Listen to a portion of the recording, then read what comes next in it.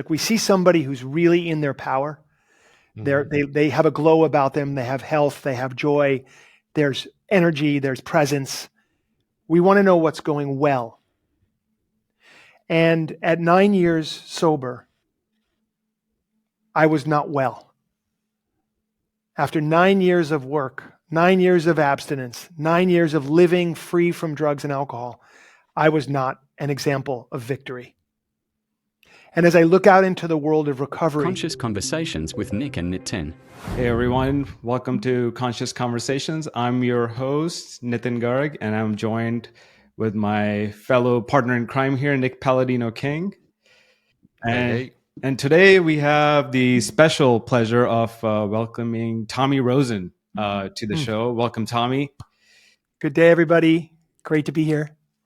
Tommy is really well known, but to introduce him briefly, Tommy's an internationally renowned author.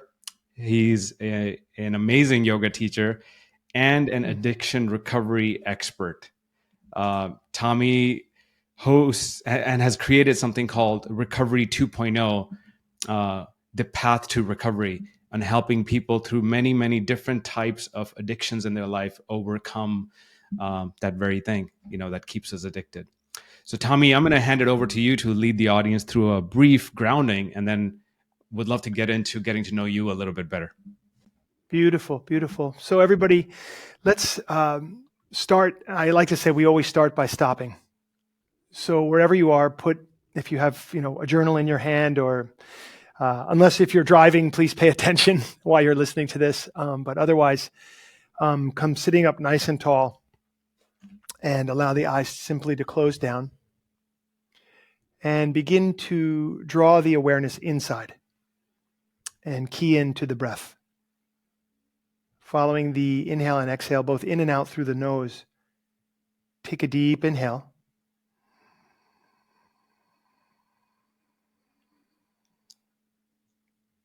And a full exhale.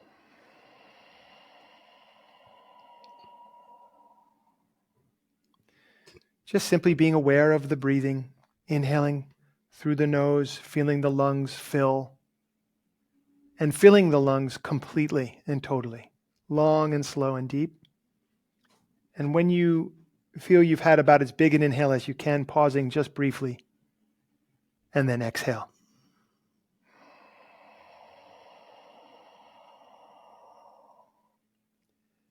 With each inhale, breathing and filling the lungs completely.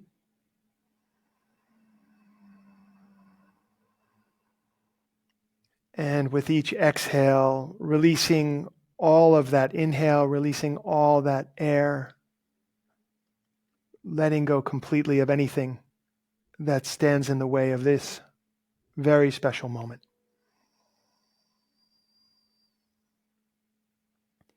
Inhaling to nourish every cell in the body.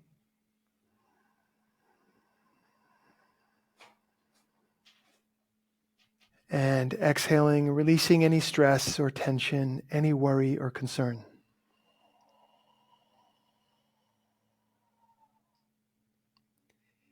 Inhaling presence.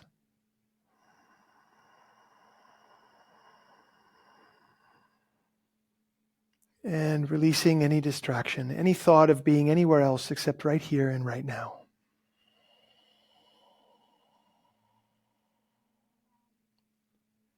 Take your deepest inhale.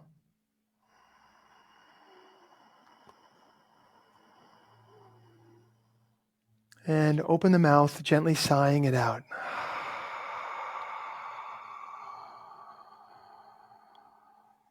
Come with the eyes open, coming into the space together.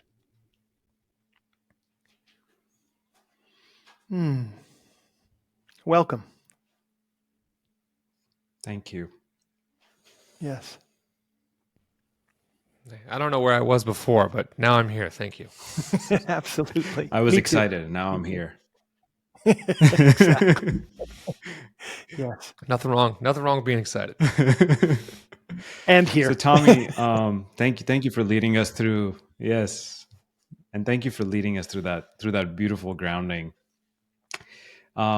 You've been on a deep path of helping folks through addiction recovery. And I sense there's a deeper story within you and in your own journey on how that actually came about. And I'd love for the audience to get to know that part of you of how did you become an addiction recovery expert? You know, what started that off for you, and what was a pivotal moment that led you down the path that you're on today? Yes. You become an expert at something because you become familiar with it, either through direct personal experience or through study. With regards to addiction, for me, that's coming from direct personal experience, that I've really had a lot of experience in my life dealing personally with addiction in all of its forms. And I really mean in all of its forms. The way that human beings can be tripped up in their patterns of belief, in their patterns of behavior, the way that we can take on routines that are leading us into challenge rather than freedom, the way that we can become stuck. Like, I've had ample opportunity to experience all those things in my life. So I really, really struggled as a young man in particular with substance abuse, substance addictions, so drugs and alcohol. And then later on, I would get, thank God, I would find a bottom, that sacred space of a bottom. And from that bottom, I would begin a new life with a lot of help and a lot of love and a lot of guidance. And in that new life of what most people look at as sort of recovery or maybe abstinence from drugs and alcohol, substance, in that new life, I got to experience a lot of joy and also a lot of incredible challenge, and addictions in other forms started to crop up in my life. When you see somebody doing well in their life, you want to know what they're doing. I think we all share this. Like, we see somebody who's really in their power. They have a glow about them. They have health. They have joy. There's energy. There's presence. We want to know what's going well. And at 9 years sober, I was not well. After 9 years of work, 9 years of abstinence, 9 years of living free from drugs and alcohol, I was not an example of victory. And as I look out into the world of recovery, I notice that many, many, many other people, while we have achieved a miracle in our life, which is to change our behavior from acute drug addiction and substance abuse and other big addictions into recovery, which is a miracle, we still haven't recovered in so many ways. And there's suffering to that. And so my inquiry was, number one, how can I move beyond my suffering? My suffering with codependency and relationships. My suffering with this body and pain in the body. My suffering with emotional states, challenge and stress, anxiety. How can I, if I'm going to be this thing called a sober person in recovery, how can I really truly recover? How can I find freedom? And the interesting thing about that question is that is the question that yoga seeks to answer for everybody. That is the question that spiritual paths seek to answer for a human being. That is the question that religious paths seek to answer for a human being. How can we truly move beyond our suffering and be free? And so it turned out that abstinence from drugs and alcohol was critically important for me to even begin to have this conversation. But the one-line answer to your question to me is this: my story is the story of recovery within recovery. And with that, we can jump into a huge discussion. We could speak for days and days about what that means and what we see working in the world and what's not working for people, and the misunderstandings that we all have about addiction and what's possible in recovery, and really what recovery even means. We should speak about this because I find that there's such a misunderstanding about addiction and what's possible in life that people don't even know what to shoot for anymore. So the pivotal moment for me that you asked about would be the realization that abstinence, like the success of letting go of something, was, while necessary, wasn't the full, complete answer. And that if you define your life by what you've let go of, your life will be somewhat empty. We have to live for something. So that was a pivotal moment for me. Was I'm miserable in recovery. I know there's a way through this, but I don't know what the way is. And I need to find someone or something that can guide me forward from this place where I am now in recovery to true freedom. That was a big, big realization for me along the way. That, Tommy, that really lands for me when you're speaking of this. I've got rid of the addiction, but I haven't filled it in with something more elevated or powerful or fulfilling. And I've noticed you'll hear addicts, and maybe we can even talk about what defines an addict. I think that would be helpful. But I've noticed addicts say, I've been sober for a year. I've been sober for 5 years. I haven't had a drink, and it's like this, almost like this scarlet letter that they kind of carry around. And I'm wondering, one, like, how do we manage through that? I guess my question is, I've noticed that energy on people. I've seen it on them. It's like a badge of honor. But I've always wondered, like, but if you can't have a drink, for example, then have you really recovered? And if your whole entire identity is built on what you haven't done, is that where the lack of fulfillment and happiness is coming from? And I've felt that energetically. It's a little hard for me to put into words, but this is something I've noticed in myself and others who have worked through addiction. Yeah, I love it. So there's two things that you just said. One was, if you've really recovered, if you can't have a drink, have you really recovered?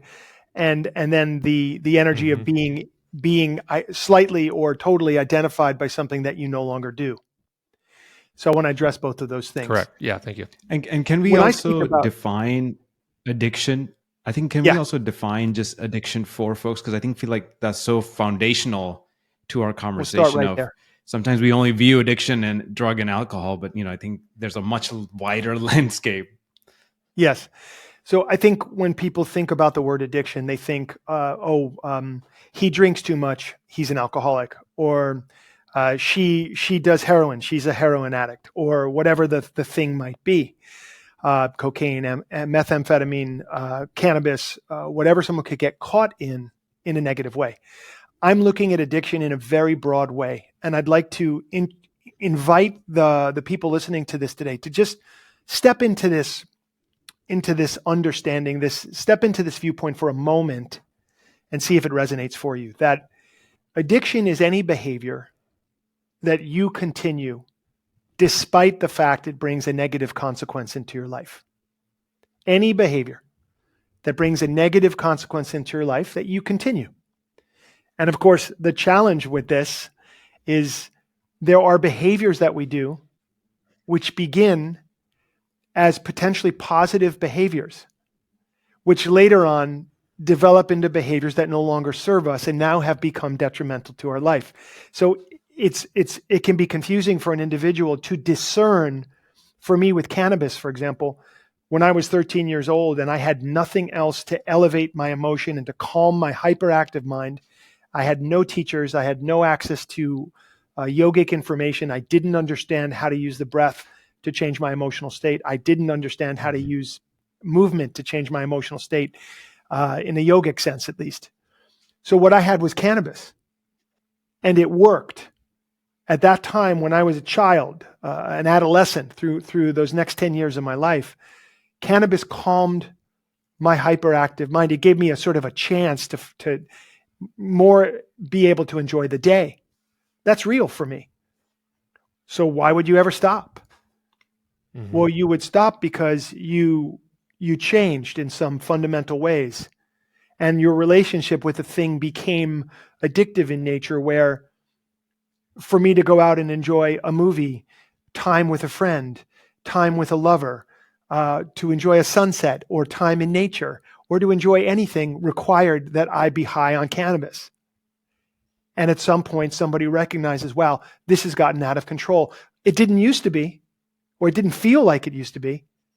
but now it is. And only now I'm so enveloped in the habit and the lifestyle and the community of people that also live this way. This is an incredibly difficult thing to break out of. So addiction is tricky for an individual to sort of discern in some ways for this reason that I'm describing, but that would be my definition. This means we're talking about the big six: drugs, alcohol, food, food-based addictions, people-based addictions, relationship disorders such as codependency, sex addiction, money-based addictions, gambling, shopping, hoarding. We can somehow put workaholism in there as well. And then technology, the sixth.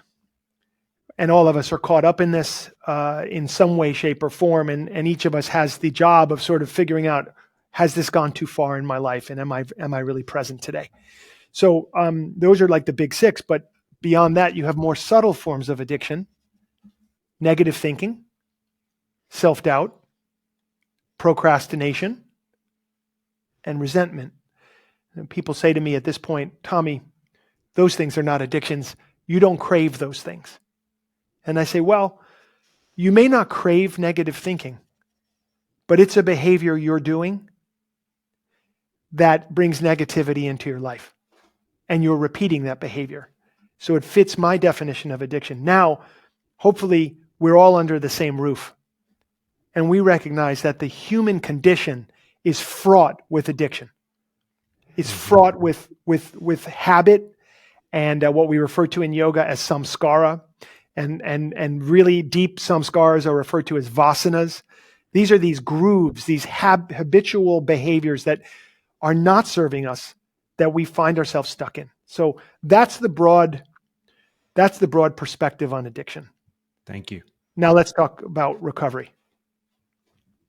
When I say recover, when I say I'm recovered, so people say, oh, like Nick brought up, well, if you're recovered, then it must mean, or maybe you can have a drink now since you're recovered. What I've recovered is my intelligence, is my connection to greater intelligence, my connection to the understanding that it's not because I've recovered I get to drink or I get to smoke a joint. It's I've woken up to the understanding that those things can't possibly serve me or get me where I need to go in my life. That's recovery.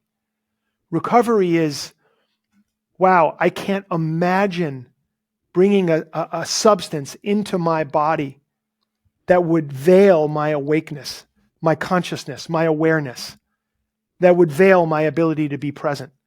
It's the thing I'm most after every day in my life is presence.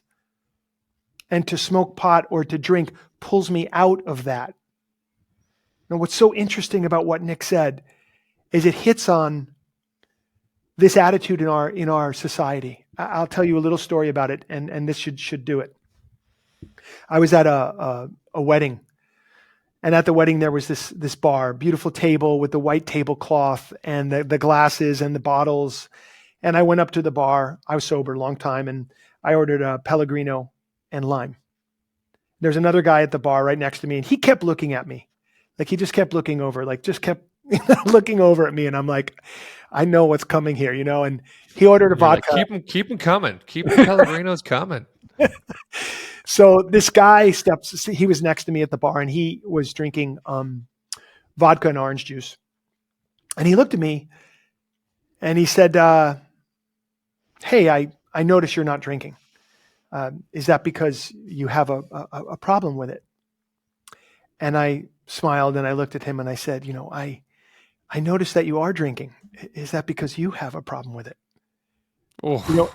And we both laughed because between the two of us, I'm not drinking, he is drinking. Which one of us might have a problem with drinking? Now, there's a really important teaching in this. You see, we have been trained in our society not just to believe that you move through time and space with alcohol in your life, but we're actually trained to believe it's correct. It's the correct and right thing to do, to be drinking alcohol.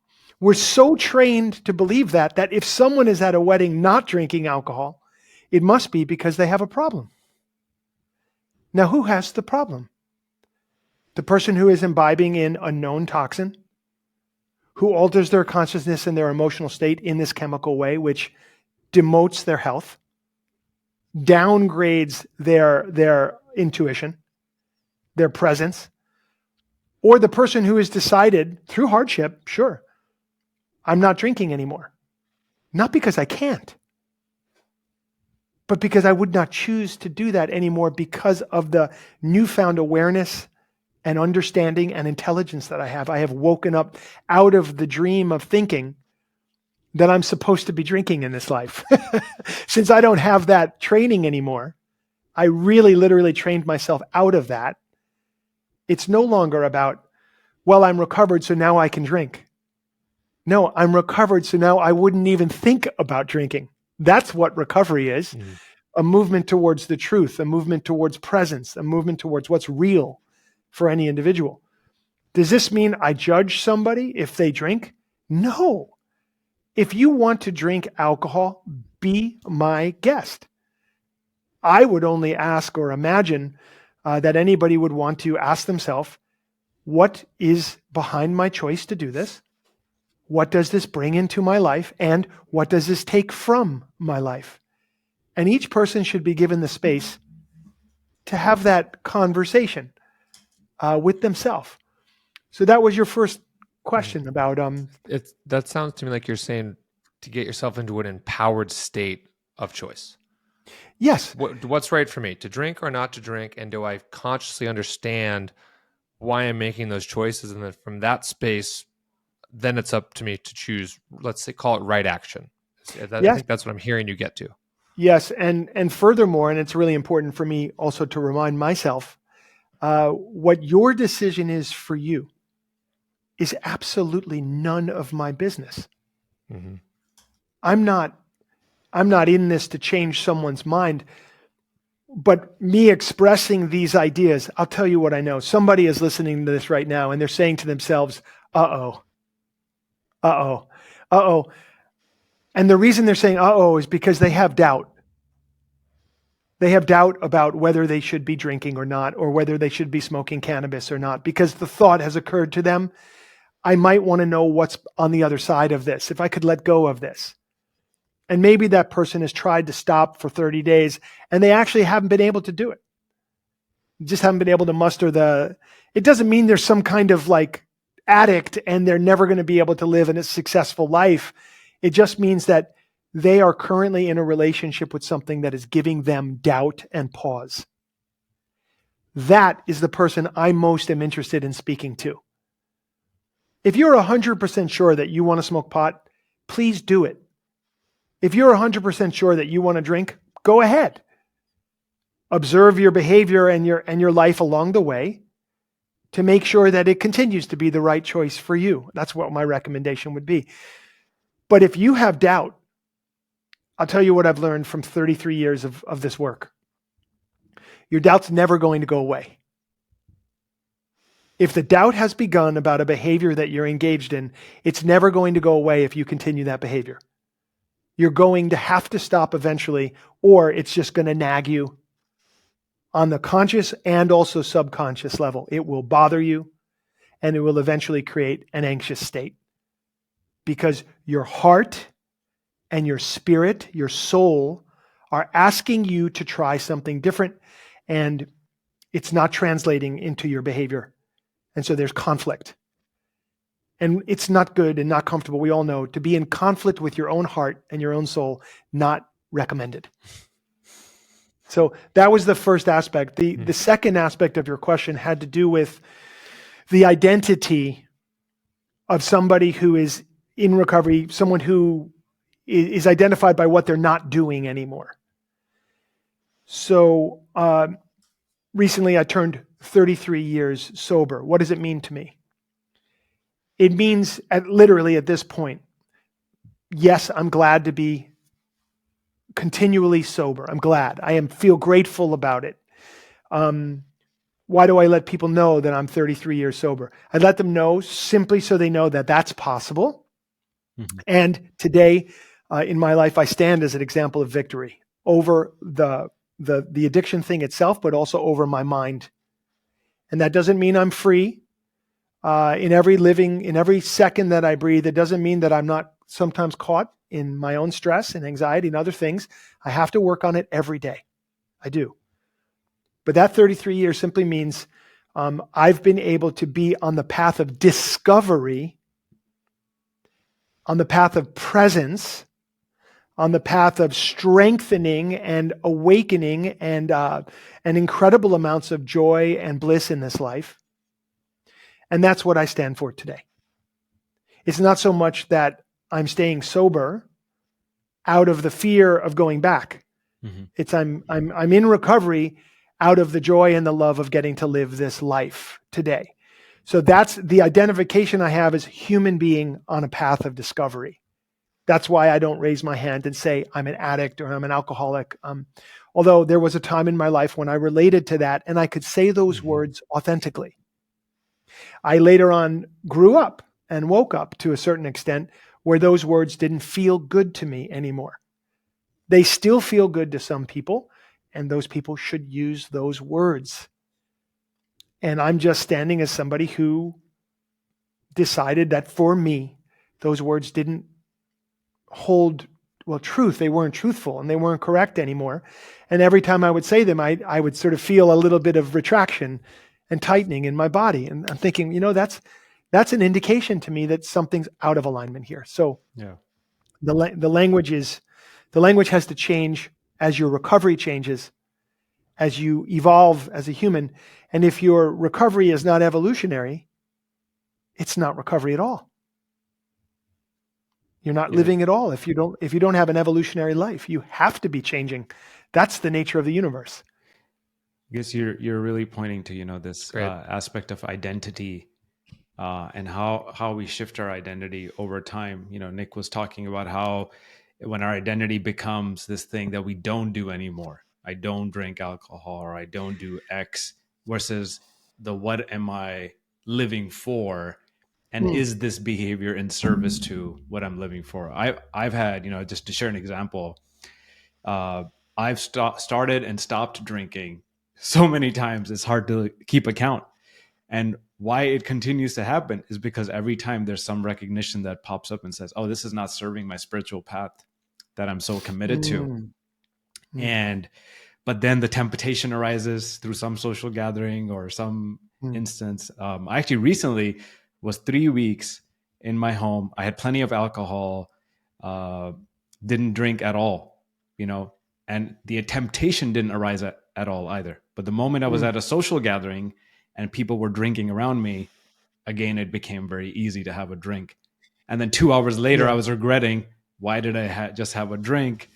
Because Mm. in the moment it feels great, but then an hour later you're like, oh man, I'm so lazy, I'm out of it, I'm don't have the energy that I had before.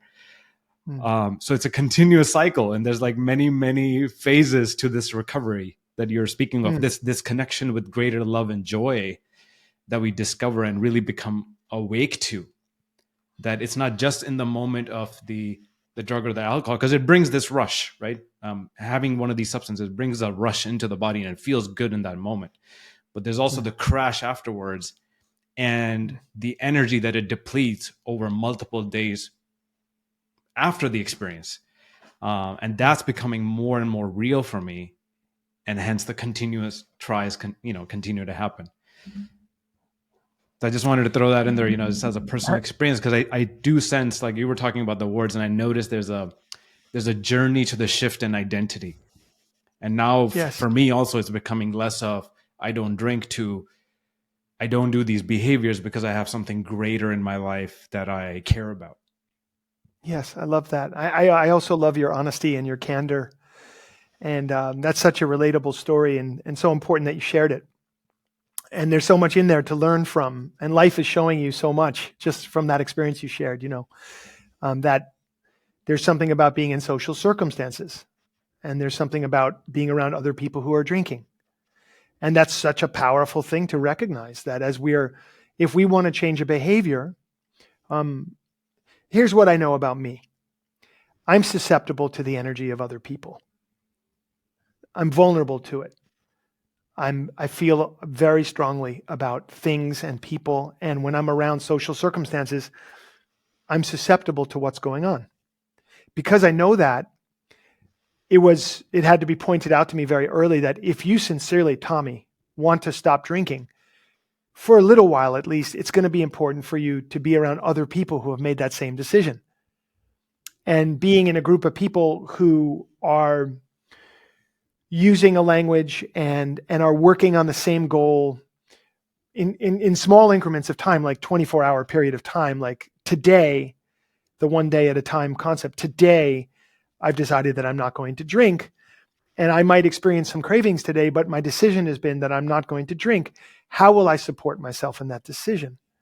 Because I know what you just described. I know that about me too, that especially as I was working on not drinking at the beginning, to put myself in places where other people were drinking was really setting myself up for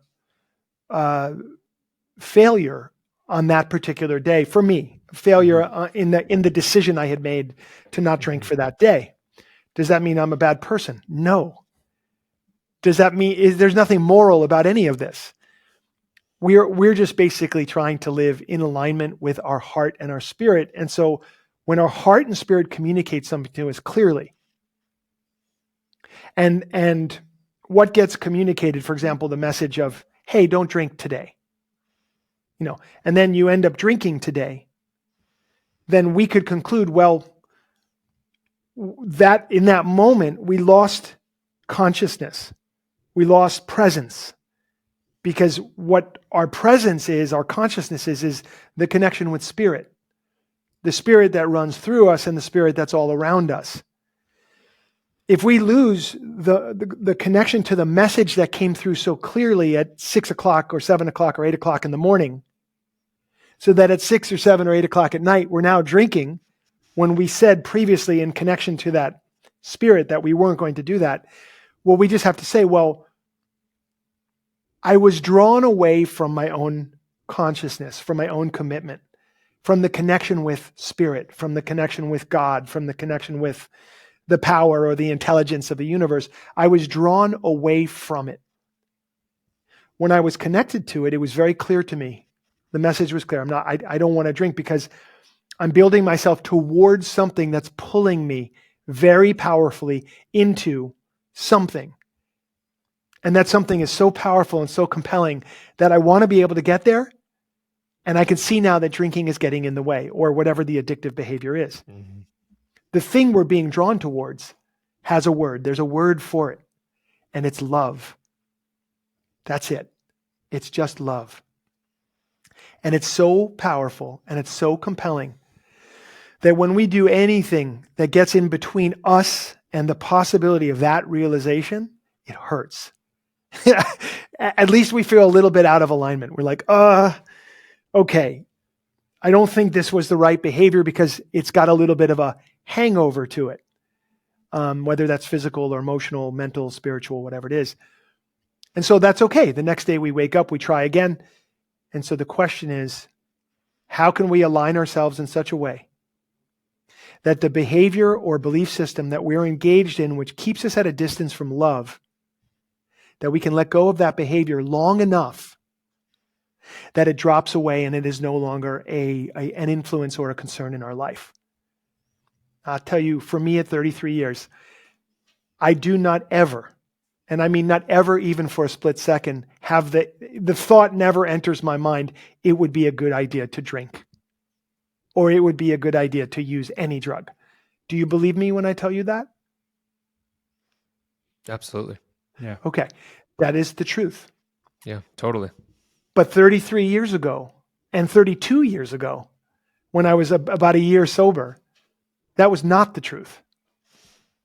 I was in the phase that we could call the in-between who I was and who I was going to be, in between old behaviors that didn't serve me and new behaviors that were unfolding to a beautiful place called love.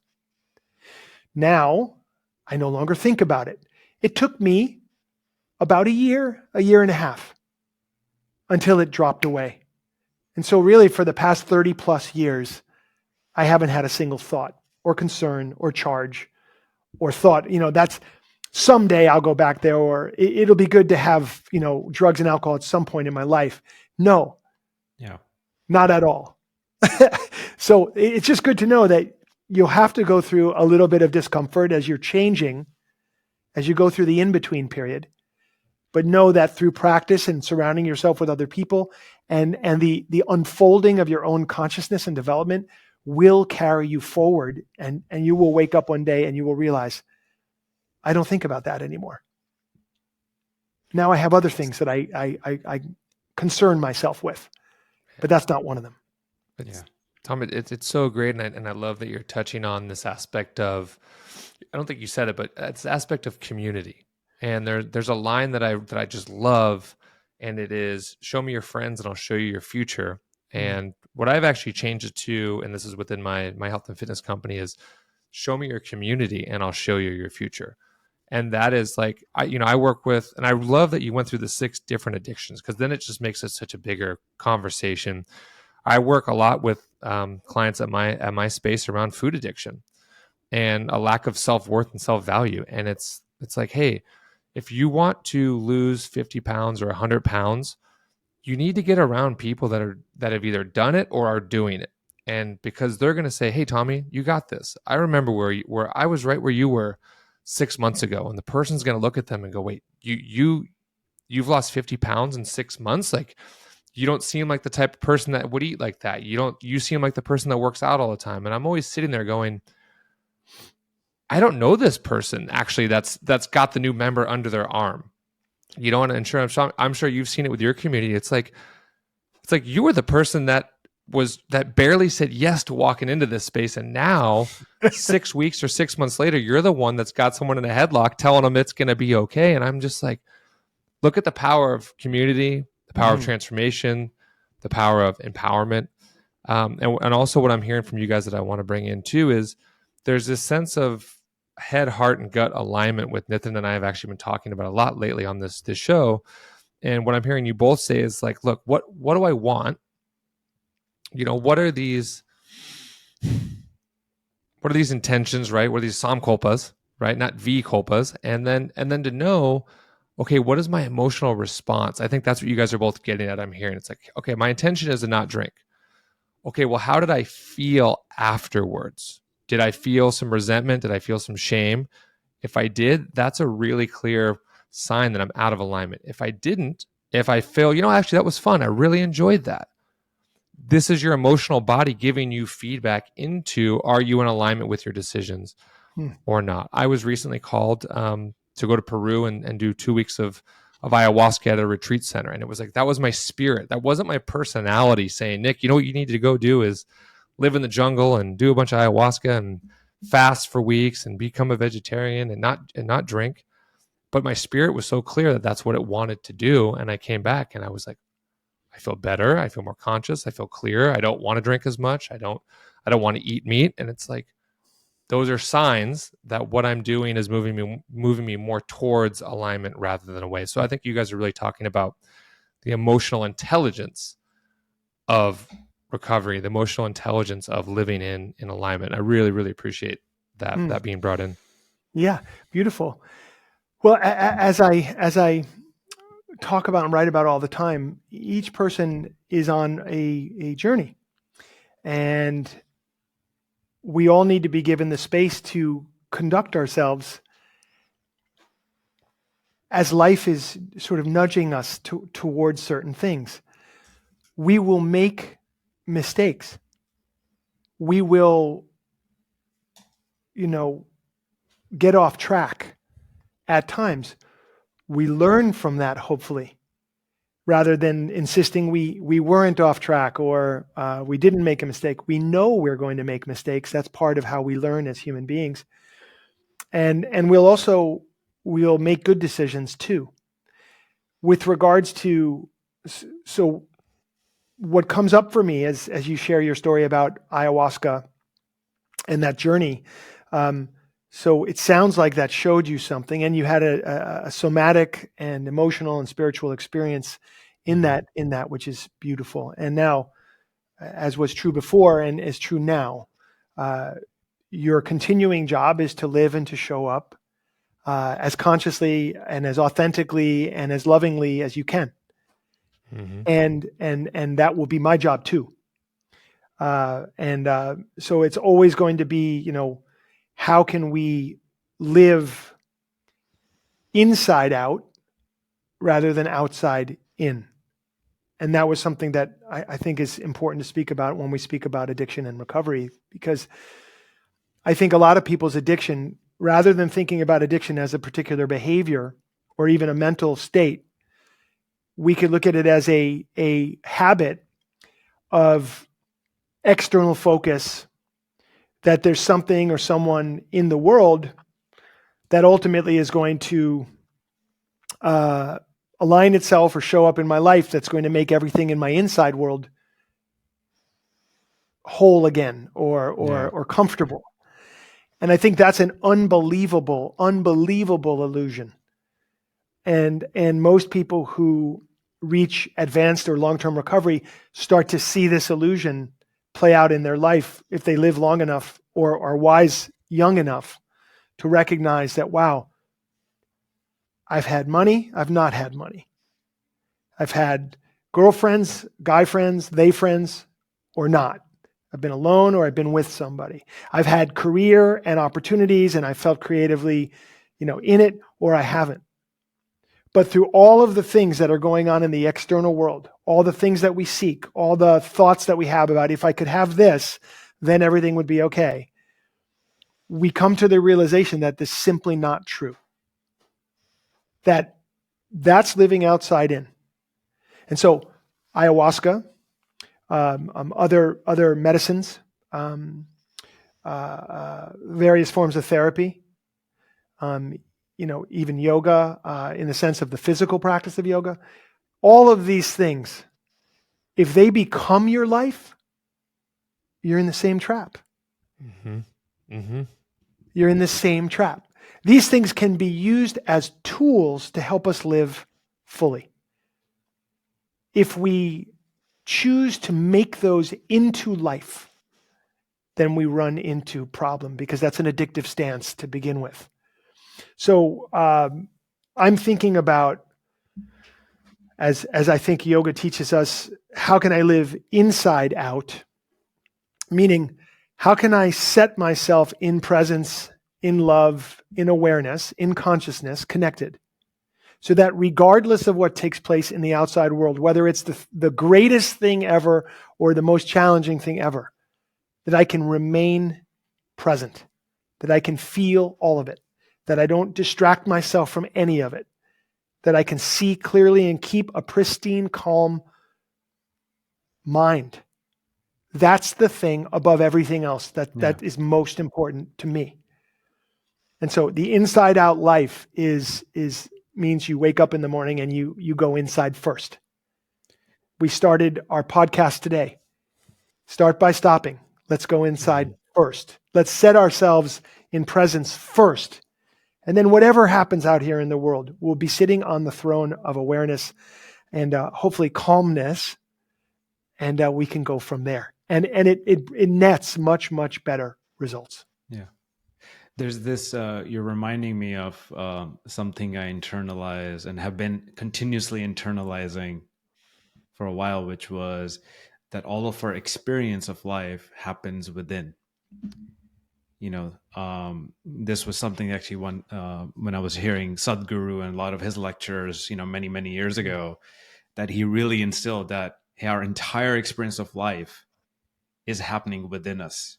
There are things moving and shifting all around us all the time. Like you said, maybe it's job, maybe it's relationships, maybe it's, the circumstances we're in. We're in one town today, we're in another town some other day.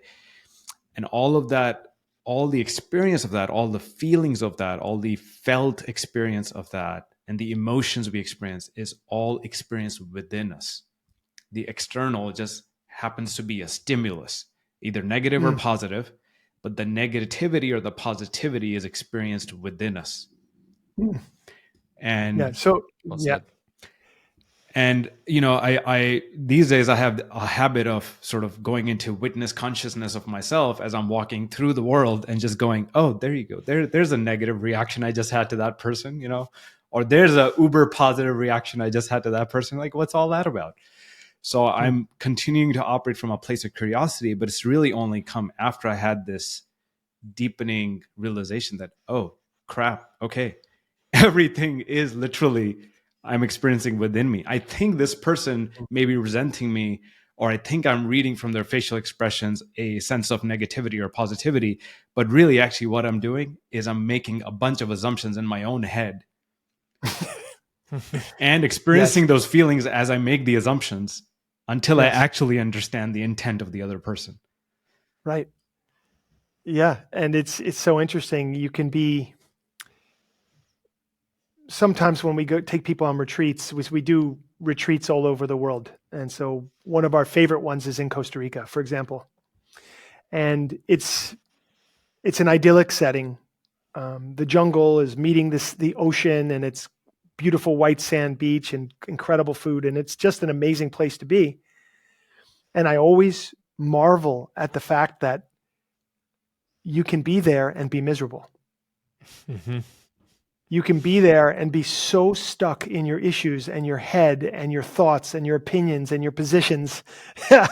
and it's so painful. And so we have to actually say in our opening circle every time, we're like, if you are the person that thinks you're the only one having a tough time in a place as beautiful as this, think again. That the first teaching is that it's not what's going on outside. You can be in paradise anywhere. You can be in hell anywhere. And the difference is what's happening inside your own head and your body, how you're experiencing the world. That's it. So yoga, period, sets us free into that understanding and into that realization. And we understand where the work has to happen. Yoga. Sutra 1-2. So yoga's chitta vritti nirodha. Yoga is the calming of the fluctuations of the mind. Mm-hmm. And we've heard this. Well, do you take that seriously or not? So we're just working on calming the mind, ultimately. And when the mind sincerely calms, on the other end of that confusion and that activity, on the other end of that is presence, joy, bliss, connection, love. Yeah. And it's so magnetic. It's so powerful. And I want to bring something in here that I was mentioning to you just prior to the show, Tommy, which hit me like an arrow when you were talking about this on, one of your students, I think, who was brave enough to put his own story out there. And he talked about how this externally focused mind, when we're always looking to the external to find our joy or peace, and how the mind seeks love and connection in a way that becomes attached or addictive. And that even when we are, for example, engaged in behaviors we know have negative consequences for us, any kinds of those addictive behaviors that we've already talked about, that it's actually an attempt at a solution. It's the cannabis or the alcohol or any drug or sex. That's not the problem. It's that we're seeking, it's our attempt at a solution towards greater happiness, joy, and love. Can you speak to that? Because I know when you talked about that hit me like such a brick of walls. And I went, wow, this, we talked about the yogic concepts, but for the average person, it's like to really understand how this externally focused mind can continue to create misery for us unless we get a hang of it. Yes. I look at it in terms of evaluating our methods for happiness. And really looking at actually what is happiness, what is contentment. So I think because the mind is very often, or maybe continuously for some people, most people, in a state of craving. The mind is in a state of craving. So it can be subtle. It doesn't mean like the heroin addict is craving heroin in a very, very big way on the level of mind and body and spirit. It's like, I have to have this in order to survive. That's a big, huge craving, but we're just talking about the mind is after something. And being after something, the mind will employ the body. So the mind says, I'm after this job. And so go after it. You have to show up and do what you need to do to try to get that job. And when you get that job, and there's nothing wrong with this, it's just a sense of, I need something. I want something. And there's an underlying sense of, it's more of a need than it is a desire. And that's important because desire plus attachment equals need. So it's not coming from pure love. It's coming from attachment. Because there's a sense of, if I get this job, then I can please my father. I can please my husband or wife. I can please society. But I'm not necessarily in the heartfelt pursuing of something that will just simply please my heart and spirit and please God, right? So we go after something with any attachment, and that's called craving. When we get the thing, so you get the job, you have relief. And the relief of a craving is what I believe most people confuse with happiness. I'm happy now because my craving has been relieved. For the time being, I feel relieved from that sense of not having something that if I have it, I'll feel better. So this is obviously not happiness. This is not contentment. This is just the relief of a craving. And when you relieve a craving, guess what happens? Another craving comes. And so the mind just goes. We're talking about a lifetime, a whole lifetime of just this, where people are at the surface and they never dive deep into their being, into the only place where they can really experience true contentment. And so this is a tragedy, to live a life like that. I feel like I need this, I feel like I need that, I feel da-da-da-da, and it's coming from need. Where does that need originate? It originates in what my colleague Nikki Myers calls the disease of the lost self. The disease of the lost self. I've lost myself. If you understand the well of love that's within you, and you connect with that, your neediness of external anything goes down. Anything that you might seek. And that misunderstanding that if I get the thing I'm seeking, I'll then be happy, that also goes down. Why? Because you are happy. Because you're coming from happy, from content. That doesn't mean excitement. That doesn't mean adventure. That doesn't mean any of that. It means I'm content. Everything's okay. You go to bed at night, zero anxiety. You wake up in the morning, well rested. You get on the mat, not out of obligation, out of joy. You practice. You nourish the body. You eat something good at breakfast. Wow. You hydrate yourself. You go out, you do some exercise because it's fun. Then you start reading or writing or communicating and building because we're creative beings. We like to create. That's godlike. We love to create. And then you tend to your family and you tend to your community and you tend to your friends and you be of service. In what way? You be of service to the moment. You be of service to the need of the moment. Not to a particular person or a group of people, of what's needed in the moment that it shows up in your life, you serve it. And now you're really on this track of contentment because your life is no longer about you. You're flowing and you're serving the moment as it arises. And it's no more attachment to, I need this, I need that, I've got to have this success, that success. Oh, I failed today, I did. That whole conversation is from a previous version of yourself. Now you're in it. Now you're really in the flow. and you've got this sense of energy, like boundless energy, like, whoa, I have a lot of energy. What should I do with it?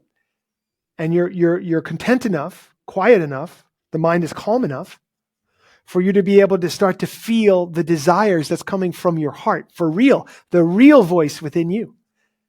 Not because somebody forced you to do something you didn't want to do, not because somebody told you to do this and you did it even though it didn't maybe feel exactly right, but because you were in touch with you.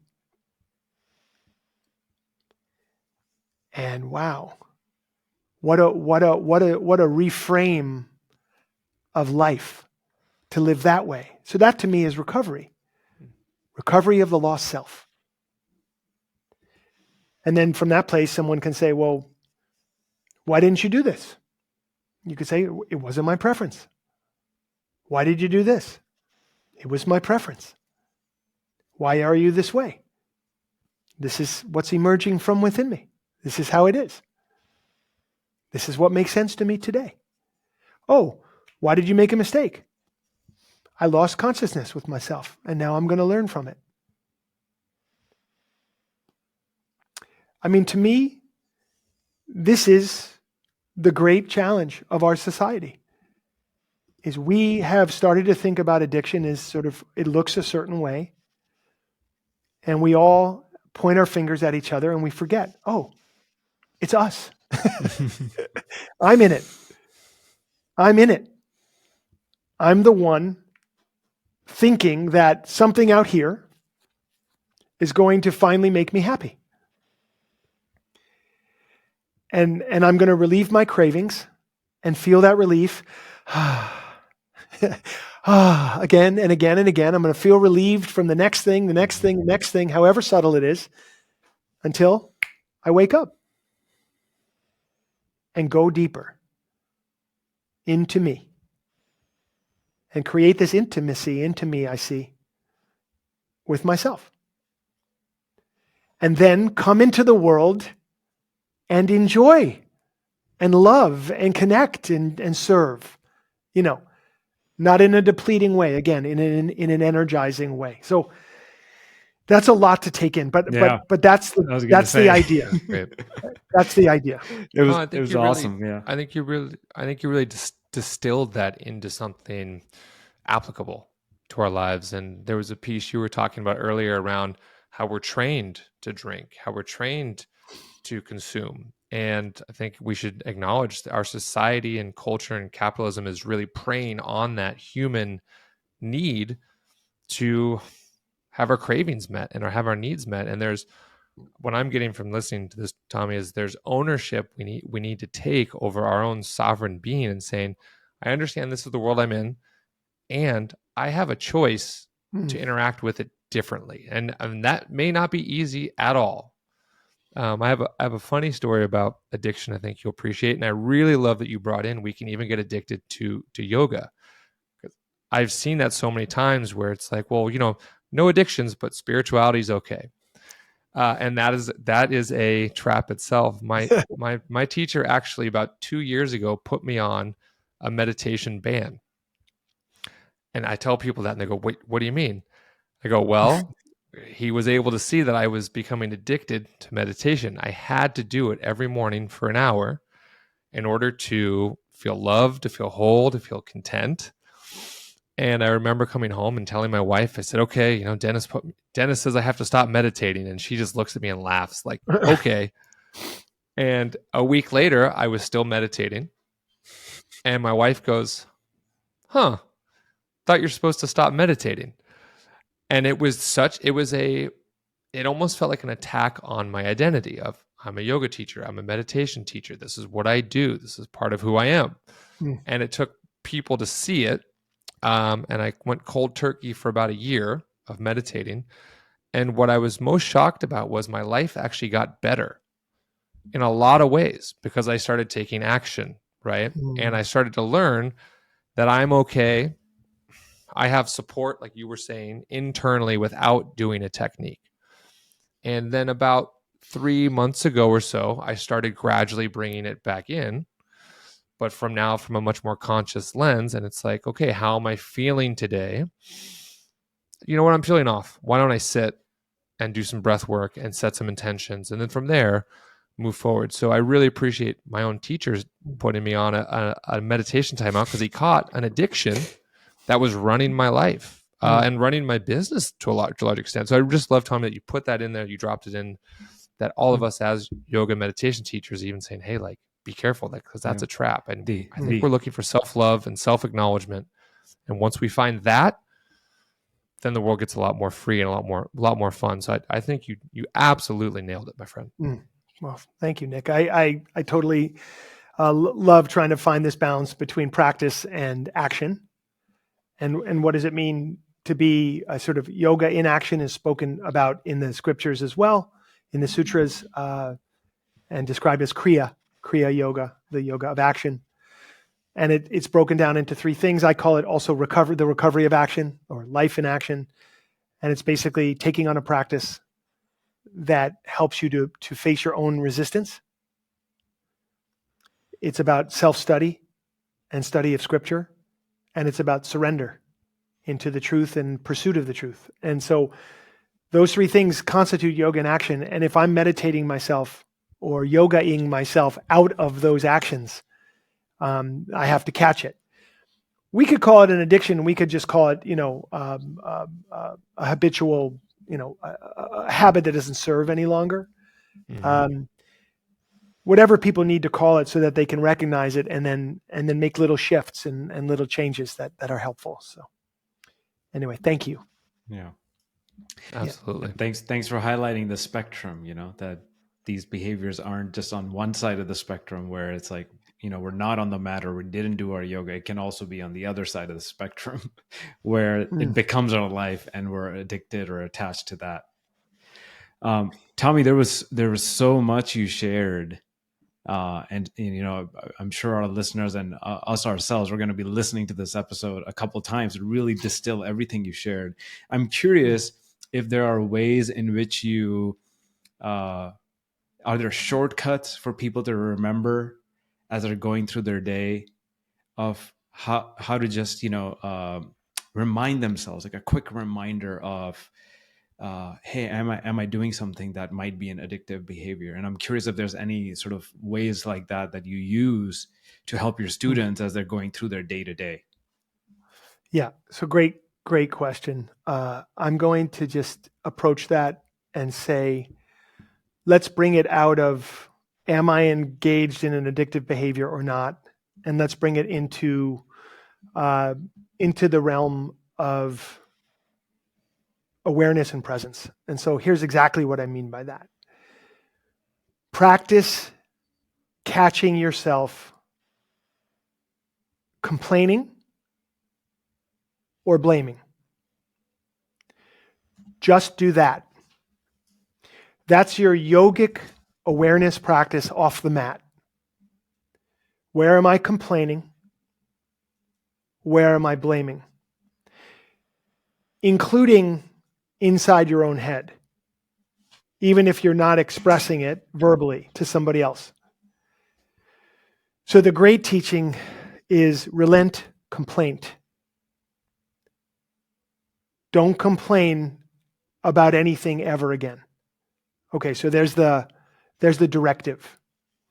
Now we all know that that's something to aspire to and not necessarily something we can just step into in this world.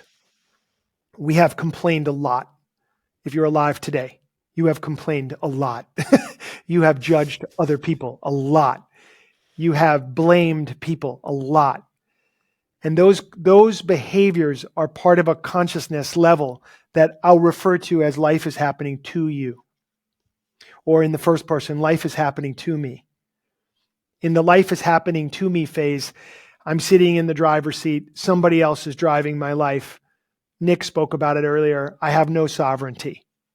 I have no agency. I have outsourced my happiness, my contentment, the possibility of my life. I've outsourced it to life, meaning the external world. If things in the external world match up the way I think they ought to be, I can then be happy for a moment. We all know that that's incredibly unlikely. And for a moment, if that moment ever arrives. Yeah, it's so fleeting, unbelievably fleeting. So life is happening to me. What we do When life is happening to me, well, it's frustrating. We're the victim of circumstances. We sense that we're the victim of circumstances beyond our control.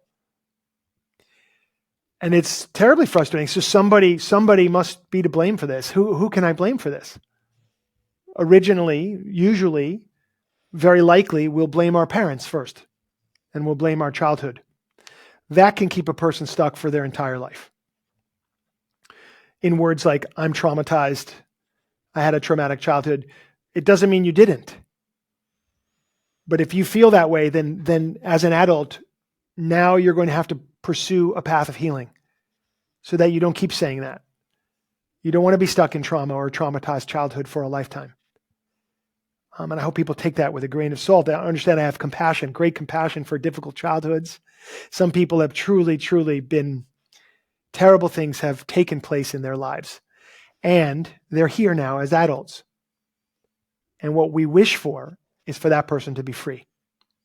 And so they'll have to go on a path of recovery from those things so that life is not happening to them every day and that they stay in blame and complaint. It's basically the unconscious belief of something happened in the past. It shouldn't have happened. And if it didn't happen, now I could be happy. And that's an unconscious belief that keeps someone unhappy for a lifetime. Or something didn't happen or something did happen that shouldn't have. So breaking out of that, we elevate to another level of consciousness called life is happening for me. Mm-hmm.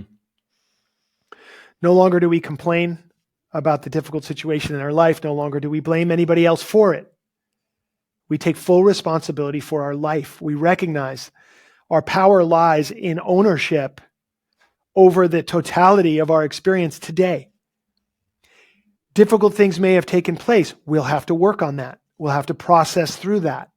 We can't avoid it and shove it down as if it didn't happen. No, tough things have taken place. So it's our job to process through those things and set ourselves free with help, with love, with support, with the guidance of great teachers. And so now we recognize the lessons of our life, the challenges of our life are, there's like little lesson plans in all those challenges. They're actually there to show us something that we need to learn in order to move forward in our life.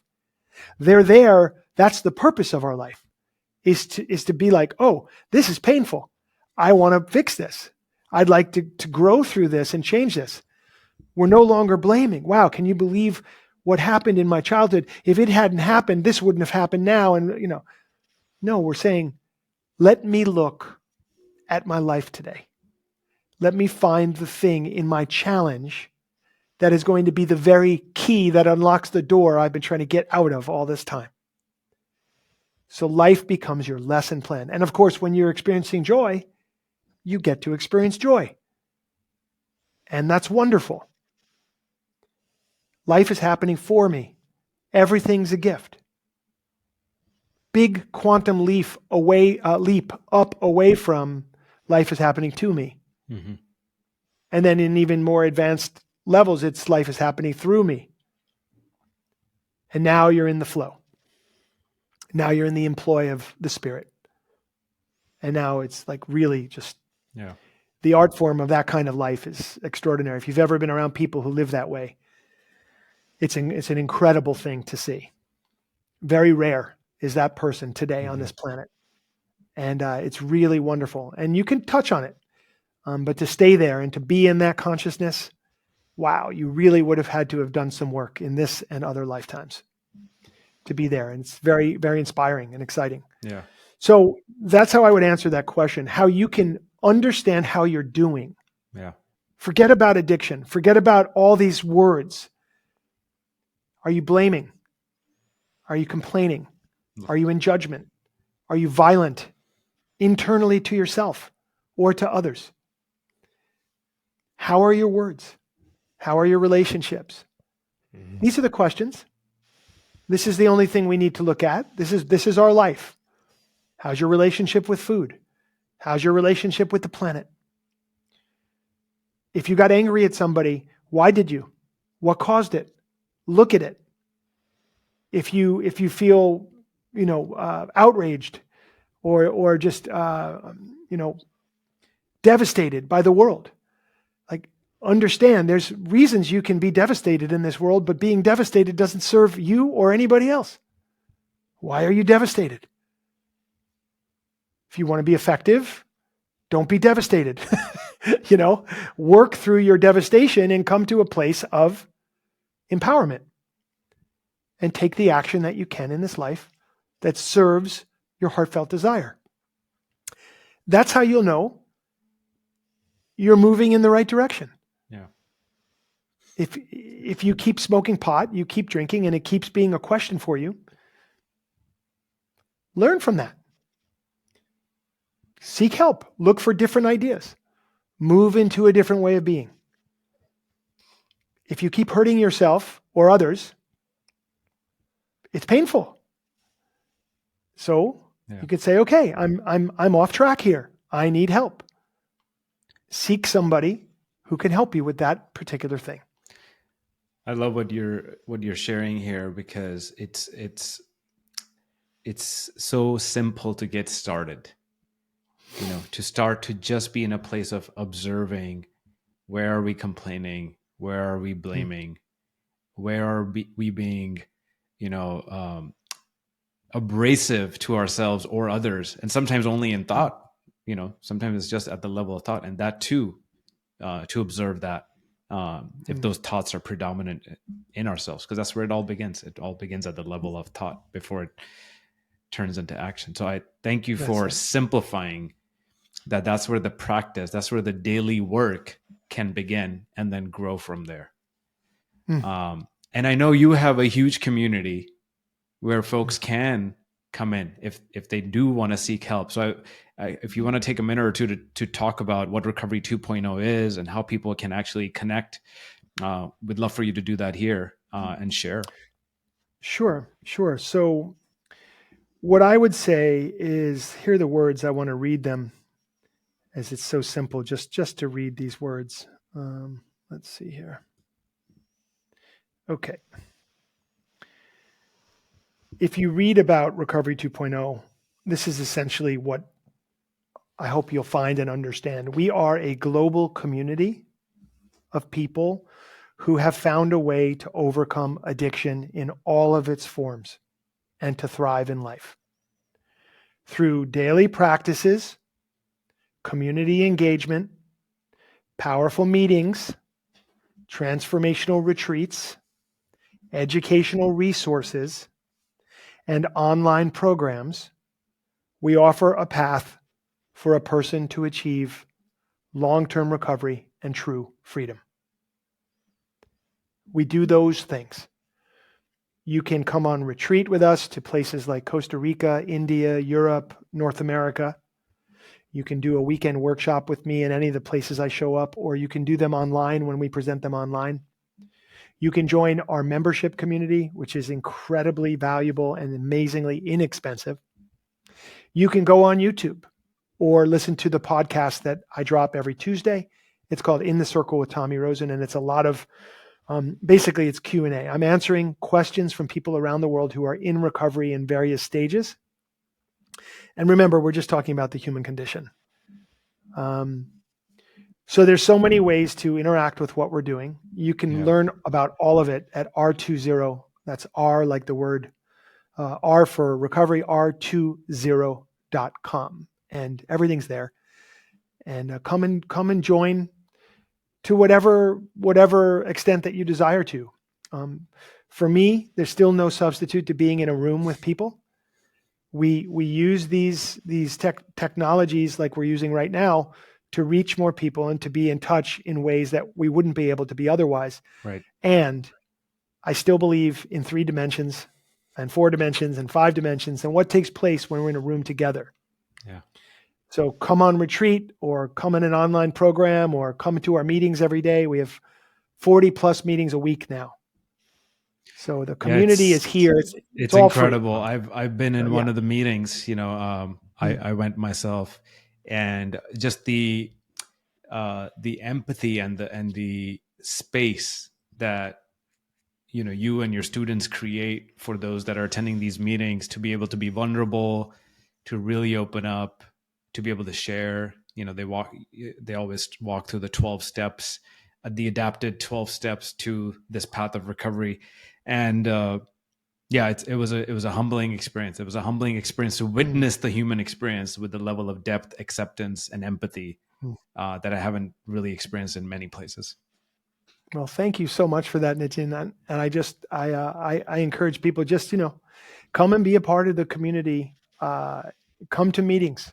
It's just there for you, Yeah. and you can see how it feels to sit in a powerful circle. Yeah. Nick, anything you want to add before we wrap up our conversation today? No, Tommy, I just want to say thank you for your presence, for your wisdom, your joy. You referred to finding people in the world who are living life through them. I feel like we just sat with someone who is an example of that. So I really appreciate your presence and everything you're contributing to the world. Thank you, Nick, so much. And thank you, Nitin. And I'm super grateful for the work you're doing as well. And let's try to sit in circle in a room together. Absolutely. Sometime soon, Absolutely. if we could. Yeah, would love that. Okay. And we'll certainly put links to everything, in our when the podcast goes out. So the folks will have the links to some of the sites and the resources and the podcast that you mentioned, because they're incredible resources. Beautiful. Yeah, thank you so much. Loved every minute of it. I've loved every minute of knowing you since 2018 when I first accidentally came into your class in Rishikesh in India. So, thank you so much for all the work that you're doing out in the world. It's a true gift, and you deliver it with such clarity and presence and space that people can actually absorb and feel like they're being held without judgment. That's just so key in any of these paths. So thank you. Thank you. Thank you so much.